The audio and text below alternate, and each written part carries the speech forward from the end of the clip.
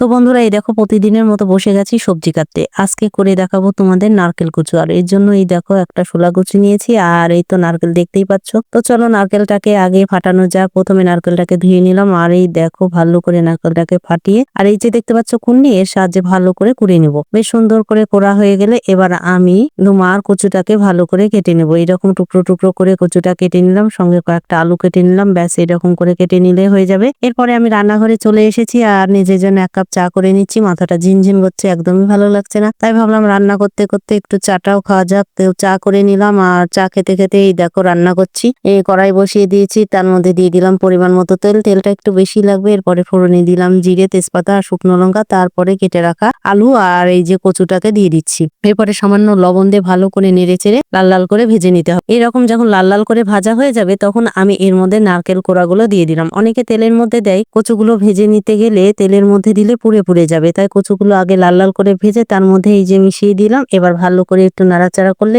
নারকেলগুলো ভাজা হয়ে যাবে। এবার এর মধ্যে আমি হলুদ, লবণ, ঝালের গুঁড়ো, জিরের গুঁড়ো আর আদা বাটা সামান্য জল দিয়ে ভালো করে কষিয়ে নেব। এরকম কষা কষা হয়ে গেলেই পরিমাণ মতো আবারও জল দিতে হবে। এরপরে ফুটে উঠলেই তোমার দিয়ে দিব একটুখানি চিনি আর গরম মশলার গুঁড়ো। ব্যাস এবার ভালো করে ফুটিয়ে নিলে একেবারে রেডি নারকেল কচু। তো বন্ধুরা তোমরা যদি এভাবে নারকেল কচু না খেয়ে থাকো তাহলে একবারের জন্য হলেও বাড়িতে ট্রাই করো। ভালো লাগলে অবশ্যই একটা লাইক দিয়ে কমেন্ট করো। দেখার জন্য ধন্যবাদ।